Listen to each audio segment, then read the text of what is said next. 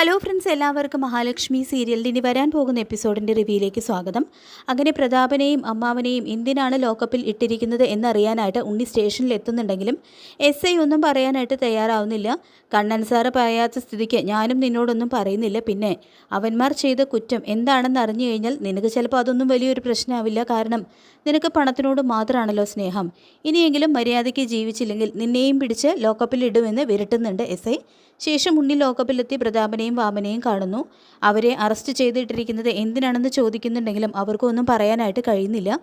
കണ്ണൻ നിന്നോടൊന്നും പറഞ്ഞില്ലേ എന്ന് പ്രതാപൻ ചോദിക്കുമ്പോൾ ഇല്ല, നാളെ കോടതിയിൽ വരുമ്പോൾ എല്ലാം അറിയാമെന്നാണ് പറഞ്ഞതെന്ന് പറയുമ്പോൾ ഞങ്ങളുടെ നാവ് കൊണ്ട് ഞങ്ങൾക്കും അതും പറയാൻ ബുദ്ധിമുട്ടുണ്ട്. ഇതൊരു കള്ളക്കേസാണെന്നും നാളെ നീ കോടതിയിലേക്ക് വരണ്ട എന്നെല്ലാം പ്രതാപൻ പറയുന്നുണ്ടെങ്കിലും അതൊന്നും പറ്റില്ല, നിങ്ങളെ അറസ്റ്റ് ചെയ്തത് എന്തിനാണെന്ന് എനിക്ക് അറിയണമെന്ന് പറയുന്നുണ്ട് കേട്ടോ ഉണ്ണി. പിന്നീട് ഉണ്ണി തിരികെ എത്തി ദുർഗയോടെല്ലാം പറയുന്നു. കള്ളക്കേസിൽ കുടുക്കി അകത്തിട്ടിരിക്കുന്നതാണ് പറഞ്ഞത്. എങ്കിൽ പിന്നെ അതെന്താണെന്ന് അവർക്ക് പറഞ്ഞൂടെ? പ്രതാപൻ്റെ സമനില തെറ്റിയ ശേഷമാണ് ഇതൊക്കെ ഉണ്ടായത്. മാത്രമല്ല കരുണ മഹാലക്ഷ്മിയുടെ അടിമപ്പണി ചെയ്തു. മാത്രമല്ല അമ്മാവനും കരുണയും തമ്മിൽ പണത്തിൻ്റെ ഇടപാടുണ്ടായിരുന്നു. ഇടയ്ക്ക് കരുണ അമ്മാവനെ ഭീഷണിപ്പെടുത്തുന്നതും ഞാൻ കേട്ടിട്ടുണ്ട്. നമ്മളറിയാത്ത എന്തൊക്കെയോ ഇതിന് പിന്നിലുണ്ടെന്ന് തന്നെ പറയുന്നുണ്ട് കേട്ടോ ഉണ്ണിയും. പിന്നീട് കണ്ണൻ മഞ്ജുവിനോട് എല്ലാ സത്യങ്ങളും തുറന്നു പറയുന്നു.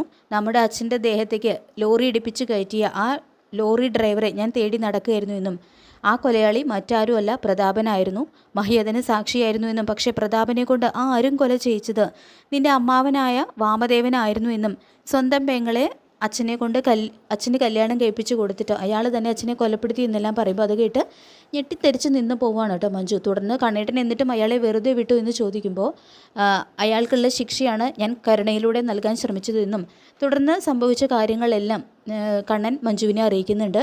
അപ്പോൾ എല്ലാം കേട്ടതിന് ശേഷം അവരെ വെറുതെ വിടരുത് കണ്ണേട്ട എന്ന് മഞ്ജു പറയുന്നതും ഇല്ല മോളെ, അവർക്കിനി ജയിലിൽ നിന്നും ഒരു മോചനം ഉണ്ടാകില്ല. പ്രതാപനേക്കാൾ അസുരനാണ് നിന്റെ അമ്മാവൻ വാമദേവൻ.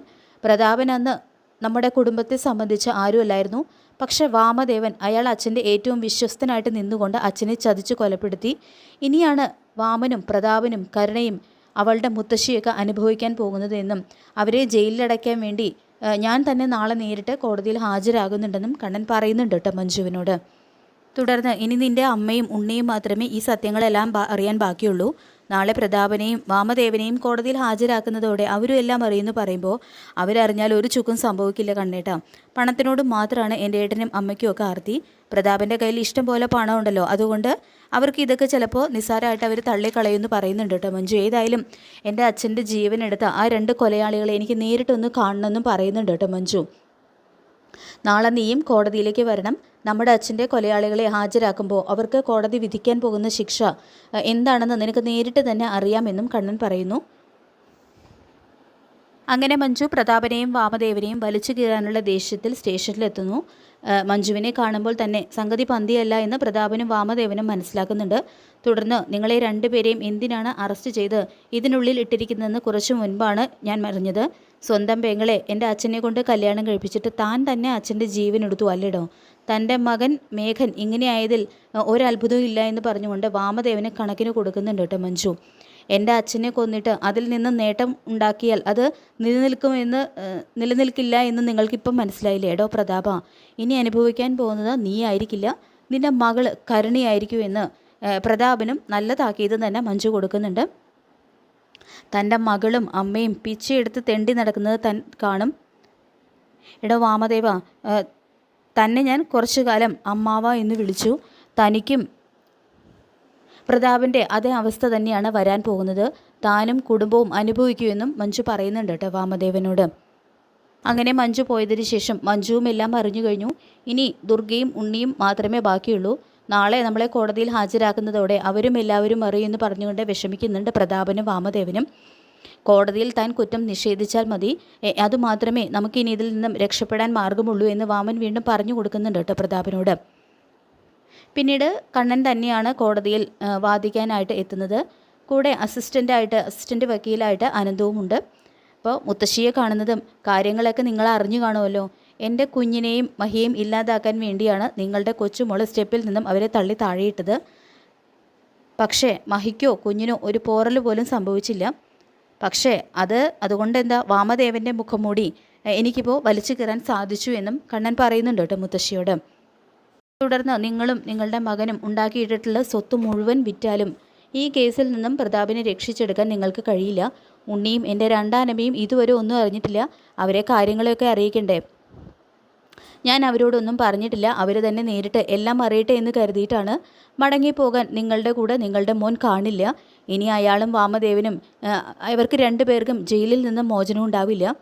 അത് ഞാൻ എൻ്റെ അച്ഛന് നൽകിയിരിക്കുന്ന വാക്കാണെന്നും കണ്ണൻ പറയുന്നത് കേട്ട് ചങ്ക് പൊട്ടി കരയുന്നുണ്ട് കേട്ടോ മുത്തശ്ശി. തുടർന്ന് ദുർഗയും ഉണ്ണിയും കോടതിയിലെത്തുന്നു. അങ്ങനെ മുത്തശ്ശിയെ കാണുന്നതും കർണമോൾക്ക് എങ്ങനെയുണ്ട്, മോളുടെ അച്ഛനെയും വാമേട്ടനെയും എന്തിനാണ് പോലീസ് അറസ്റ്റ് ചെയ്തിരിക്കുന്നത് എന്നറിയാനായിട്ട് ഉണ്ണി ഇന്നലെ ജയിലിലേക്ക് പോയിരുന്നു എന്നും പക്ഷേ ആ SI ഒന്നും പറഞ്ഞില്ല എന്നും ഇന്ന് കോടതിയിൽ എത്തുമ്പോൾ എല്ലാം അറിയാമെന്നാണ് കണ്ണനും പറഞ്ഞത്. എന്താ അമ്മയെ കാര്യം? അവരെ രണ്ടുപേരെയും കള്ളക്കേസിൽ കുടുക്കിയാണ് ഇങ്ങനെ ലോക്കപ്പിൽ ഇട്ടിരിക്കുന്നതെങ്കിൽ അവരെ വെറുതെ വിടരുത് എന്നെല്ലാം ദുർഗ പറയുന്നുണ്ടെങ്കിലും മുത്തശ്ശിക്കും കണ്ണുകൾ നിറഞ്ഞു പോകുന്നതല്ലാതെ ഒന്നും പറയാനായിട്ട് കഴിയുന്നില്ല. കരയാണ് മുത്തശ്ശി അവരുടെ മുന്നിൽ നിന്നുകൊണ്ട്. ശേഷം ഉണ്ണി പറയുന്നുണ്ട്, കണ്ണേട്ടൻ തന്നെ ഈ കേസിന് വേണ്ടി നേരിട്ട് ഹാജരാകണമെങ്കിൽ അതത്ര നിസ്സാരമല്ല എന്നെല്ലാം ഉണ്ണി പറയുന്നുണ്ട് കേട്ടോ. ശേഷം പ്രതാപനെയും വാമദേവനെയും കോടതിയിലേക്ക് കൊണ്ടുവരുന്നുണ്ട്. അങ്ങനെ കേസിൽ വാദം തുടങ്ങുന്നു. മഞ്ജു ആണെങ്കിലും കോടതിയിൽ എത്തിയിട്ടുണ്ട്. തൻ്റെ അച്ഛൻ്റെ കൊലയാളികളായ പ്രതാപനും വാമദേവനും കോടതി എന്ത് ശിക്ഷയാണ് വിധിക്കാൻ പോകുന്നത് എന്നറിയാൻ വേണ്ടിയിട്ട്. അപ്പോൾ ഇതേ സമയം ഉണ്ണിയും ദുർഗയാണെങ്കിൽ പ്രതാപനും വാമനും ചെയ്ത കുറ്റം എന്താണ് എന്നറിയാനായിട്ട് അക്ഷമയോടെ അവിടെ ഇരിക്കുന്നു. അപ്പോൾ അങ്ങനെ കോടതിയിൽ വാദം തുടങ്ങുന്ന സമയത്ത് പ്രതിഭാഗം വക്കീൽ പറയുന്നുണ്ട്, വർഷങ്ങൾക്ക് മുൻപ് നടന്ന ഒരു ലോറി ആക്സിഡൻറ്റിൻ്റെ പേരിൽ പ്രതി ചേർക്കപ്പെട്ടിരിക്കുന്ന എൻ്റെ കക്ഷികളായ പ്രതാപനും വാമദേവനും ഒരു തെറ്റും ചെയ്തിട്ടില്ല എന്നും അവരോടുള്ള പക പോകാൻ വേണ്ടിയിട്ട് മനഃപൂർവ്വം ഒരു കുറ്റം ഫയൽ ചെയ്തിരിക്കുന്ന ഒരു കുറ്റമാണിതെന്നെല്ലാം പ്രതിഭാഗം വക്കീൽ വാദിക്കുമ്പോൾ കണ്ണനാണ് എഴുന്നേൽക്കുന്നത്. കണ്ണൻ സ്വയം തന്നെ വാദിക്കാനായിട്ട് തുടങ്ങുന്നു. അതായത് വർഷങ്ങൾക്ക് മുൻപ് എൻ്റെ അച്ഛനായ വിശ്വനാഥനെ ഈ നിൽക്കുന്ന പ്രതാപൻ മനഃപൂർവ്വം ലോറി ഇടിപ്പിച്ച് കയറ്റുകയായിരുന്നു എന്നും അന്ന് റോഡിൽ CCTV ഒന്നും ഇല്ലാത്തതുകൊണ്ട് തന്നെ അത് തെളിയിക്കപ്പെട്ടില്ല. പക്ഷേ ഈ അടുത്ത സമയത്ത് പ്രതാപന് മാനസിക നിലയിൽ തെറ്റിയ സമയത്ത് അയാളെല്ലാം വിളിച്ചു പറഞ്ഞു. അന്ന് അയാളോടൊപ്പം ഇന്ന് എൻ്റെ ഭാര്യയായ പ്രതാപൻ്റെ വളർത്തുമകളായ മഹാലക്ഷ്മി എന്ന 5 വയസ്സുകാരി ഉണ്ടായിരുന്നു എന്നും അന്ന് പ്രതാപൻ്റെ ആ ലോറിയിൽ ഉണ്ടായിരുന്നു എന്നും ആ ആക്സിഡൻറ്റിൽ എൻ്റെ അച്ഛന് ജീവൻ നഷ്ടപ്പെടുക മാത്രമല്ല എൻ്റെ അരയ്ക്ക് താഴോട്ട് തളർന്നു പോയി എന്നും ആ ഒരു പ്രായശ്ചിത്തത്തിൻ്റെ പേരിലാണ് എൻ്റെ ഭാര്യ എന്നെ വിവാഹം കഴിക്കാൻ തയ്യാറായത്. പക്ഷേ പ്രതാപൻ്റെ ലോറി നിയന്ത്രണം തെറ്റി അന്ന് അച്ഛൻ്റെ ലോറിയിൽ ഞങ്ങൾ സഞ്ചരിച്ചിരുന്ന ബൈക്കിലേക്ക് ഇടിച്ചു കയറ്റുകയല്ലായിരുന്നു എന്നും അതൊരു പ്രീ പ്ലാൻഡ് ആയിട്ടുള്ള മർഡറായിരുന്നു. അന്ന് പ്രതാപനെ ചികിത്സിച്ച ഡോക്ടർ ശർമ്മയോട് പ്രതാപനെല്ലാം